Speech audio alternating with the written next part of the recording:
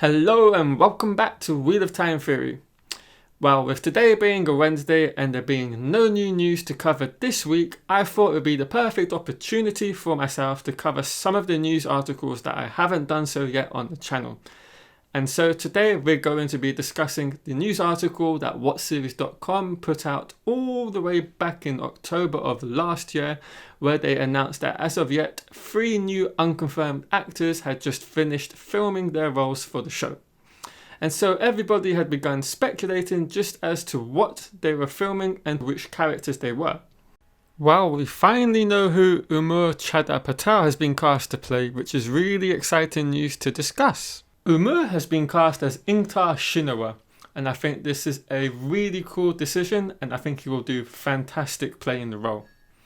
Especially after I found that I've actually watched some of his previous work on a show called Beecham House, and the character he portrayed had some similar characteristics and traits that I think will help Umur portray Ingtar when he gets around to doing it. Well, he's already done so. But before we get into the role Ingtar will have on the show, let's quickly go over some of the roles that Umur has previously had that you perhaps may or may not be familiar with. And then afterwards we can discuss the role I think Ingtar will have on the show, where he will fit into the first season, and how his arc will conclude going into the second season. I'm also issuing a spoiler warning as I will be going over The Eye of the World as well as The Great Hunt, and so I will be giving out major spoilers for plot points within these 2 books and potentially for the show as well. You've been warned. Umur's acting credentials include Doom Annihilation, Aladdin, The Third Day and Beecham House, and with that last show it funnily enough makes him the 3rd member I believe of the cast that I've already watched without realising beforehand.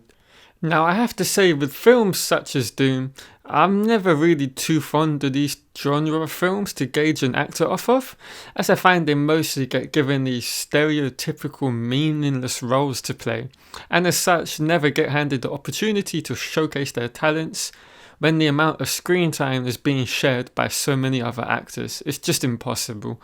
So I much prefer to gauge someone off of their involvement on serial dramas such as,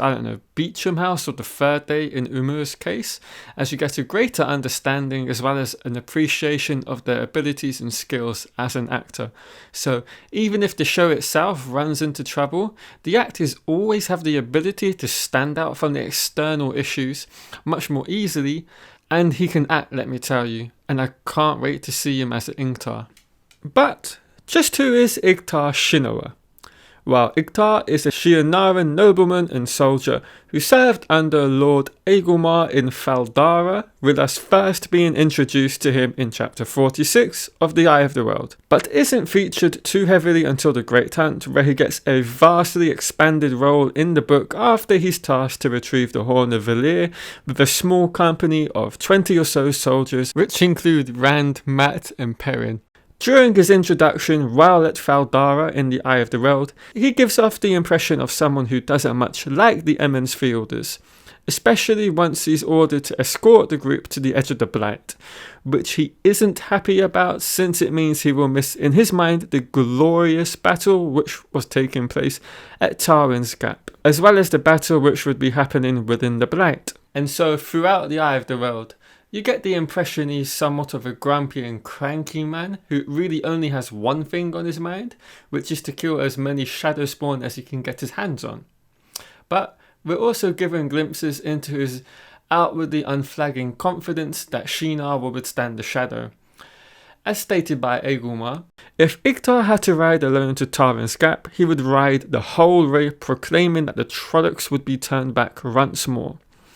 But as we know, once we get deep into The Great Hunt, Ingtar has a very interesting arc to say the least, and depending on how much screen time he's afforded on the show, we could potentially be looking at one of the first major talking points for new fans of the show to lose their minds over across social media, since they will have no prior knowledge over the fact that he is indeed a dark friend, let alone one of considerable influence. And this is where it gets really interesting to me, especially when you start to consider where they will be placing him within the first season and how they're going to utilise his arc moving forward into that second.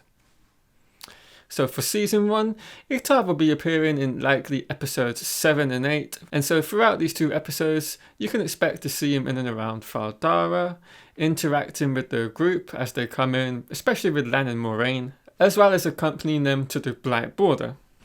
And I can really see the team using these scenes as the background work for his character, showing his grumpiness but also making him as likeable a character that they can, in very much the same manner that Sandor Clegane was portrayed by Rory McCann in Game of Thrones, while also laying the setup work for his arc from the Great Hunt, which will take place in the 2nd season. And so by the time that the 2nd season is started and they gradually start to introduce Ingtar's obsession with the horn, this can lead the new viewers of the show to start to wonder just what exactly is behind his obsession. So they should really start to play on these strings with Ingtar and have him start talking with the group as well as mumbling to himself that they have this need, or rather he has a need that he must get the horn back. And this is his way of, in his mind, getting his own redemption back. And this would just play perfectly into the whole of his character arc with him trying to, regain himself back to the light as a way of making amends for all the stuff he's done as a dark friend. All his actions and all his moments of disappointment and anger that he's had up until this moment of redemption will start to make sense for all the new viewers of the show. From being angry at having to escort the group to the Blight border and missing the battle at Taran's Gap, to taking on a Fade after it just bested 7 soldiers and not accepting any aid, and to any other moments of missed opportunities or moments of absolute craziness on his behalf start to take on a new meaning for all these new viewers of the show. It shows he never really had a lust for battle. It was more his willingness to want to find that moment of opportunity to, finally have his moment of redemption in his mind and come back to the light. And so by the time he finally does get that, it's going to be a great end to his arc, when he finally does sacrifice himself to save Rand. But just exactly how will Umur get on with the role? I can only speak from my own experience, from what I've seen, and that's very limited, but I have to say I think he'll get on quite well with the role.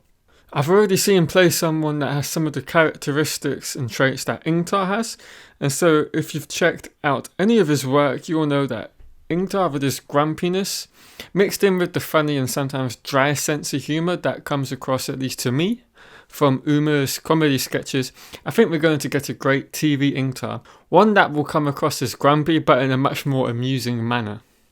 So yeah, those are my thoughts on Umur playing Ingtar. I hope you all enjoyed the video. If you have, please leave a like as it helps the channel, and leave any comments down below that you may have on this casting. Thanks again, and I'll see you all in the next video.